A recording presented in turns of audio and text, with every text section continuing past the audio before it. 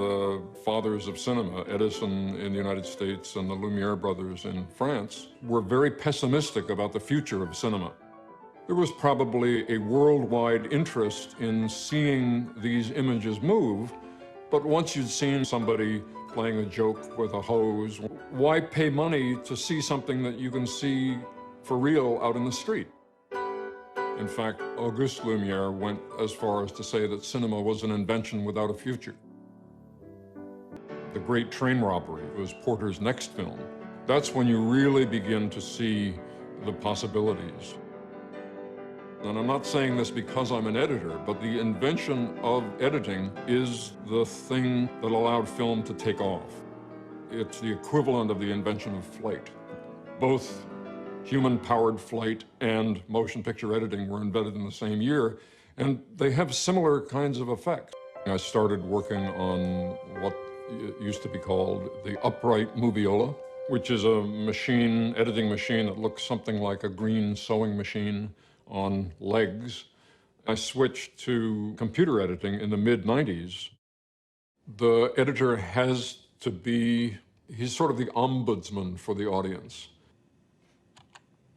As an editor, you only see what is on the screen, not what was going on at the time of shooting. And that's how it's going to look to the audience.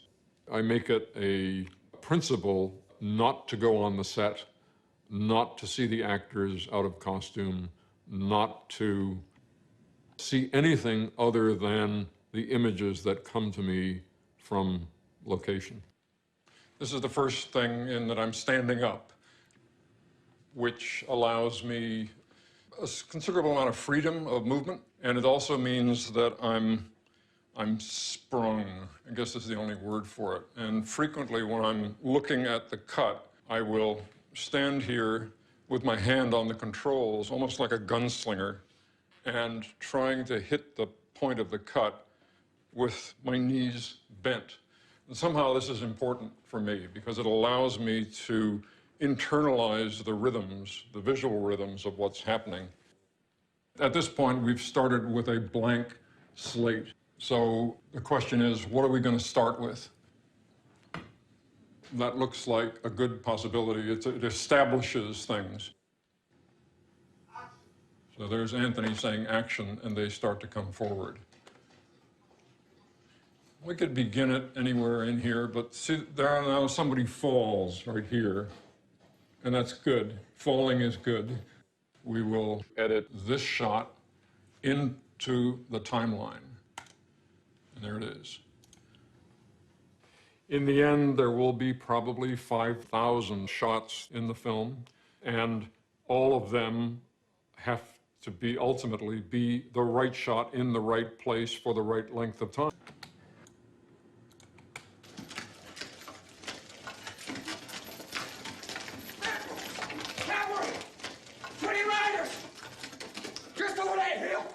There's a mismatch here, and I'm going to have to determine whether this is a problem or not, because Brown is looking toward camera, but when we cut, he's looking up off to the left.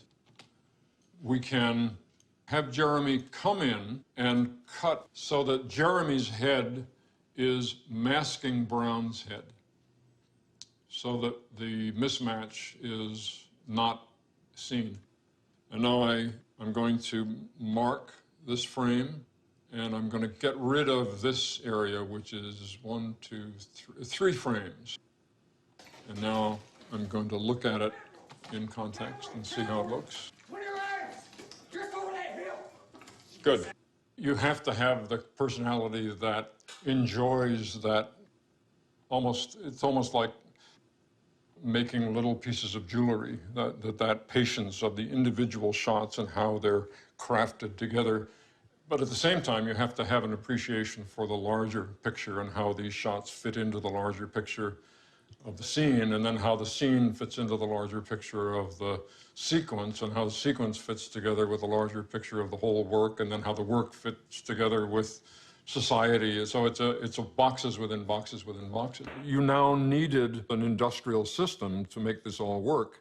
In the first 20, 25, 30 years of cinema, large numbers of editors were women. It was considered to be a woman's job because it was something like knitting, it was something like tapestry, sewing, that you took these pieces of fabric, which is what film are, and you put them together.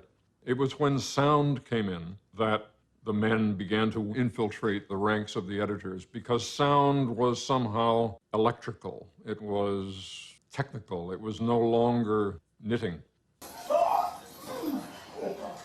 Another way of looking at film editing is that it's a dance of eyes. Philip Seymour Hoffman's eye is looking.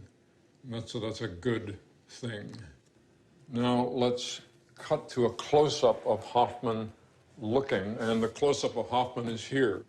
We've never seen this angle before, so the brain has to figure out what it's looking at and maybe why it's looking at it. And to the degree that you hold shots a certain length, you allow a certain train of thoughts to happen. When you cut a shot off, you've also cut off the thinking about that shot. Now, we want to cut to what he sees, because that's how we're going to understand what he's thinking about. Now, there you see him thinking, and then his eye goes down.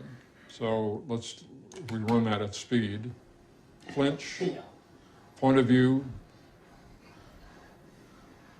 thinking, other co-conspirator. Let's do it now. What?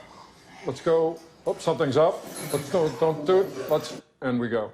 There's something about film, because of its sensory completeness, the fact that it is sound and image in this powerful fusion, that gets at something very deep within us.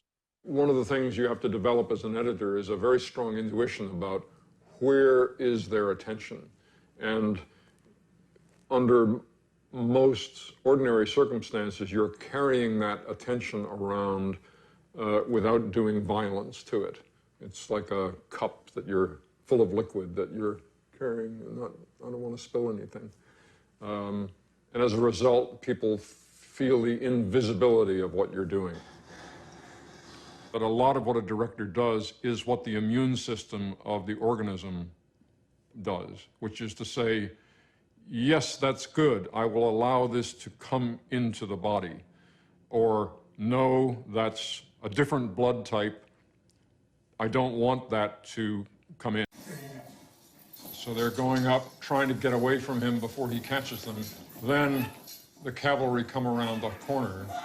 And Veazey, the Philip Seymour Hoffman character, realizes that his only chance now is to yell, and maybe the Northerners will shoot the home guard.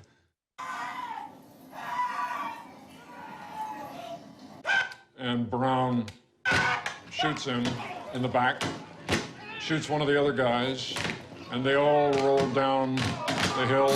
Then Brown gets shot. And the last image is of Inman, our hero, in this pile of bodies. We don't know whether he's dead or what. The opening scene of Apocalypse is a good example of what you can achieve editorially that is not based on the original script. There were some collisions of images that occurred to Francis as he was shooting the film that were at variance with how he had planned to begin the film originally.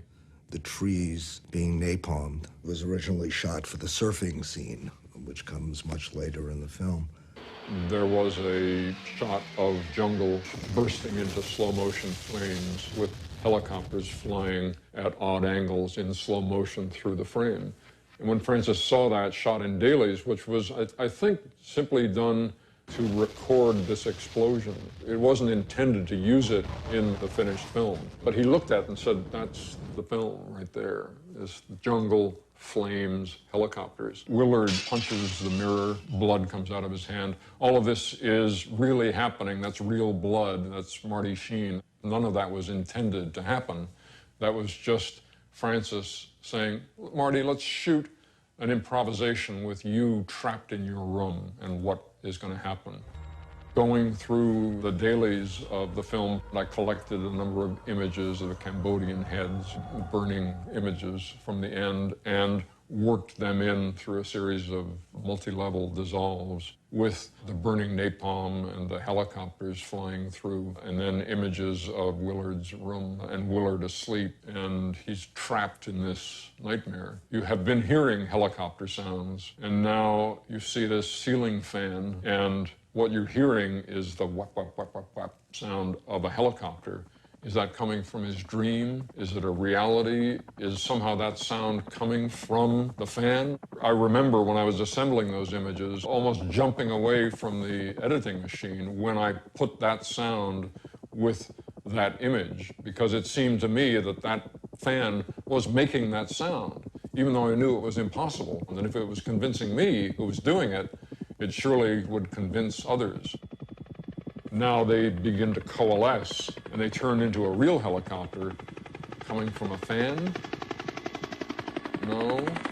And then you hear a real helicopter fly over the room. Willard gets up out of bed, goes over to the window, and says, Saigon. Shit. All of that, the narration and the helicopter flying over and the napalm jungle, is concocted into something that is a powerful beginning to a film, not only powerful in and of itself, but powerful in the way that it sets the stage for the journey that this particular film is going to take.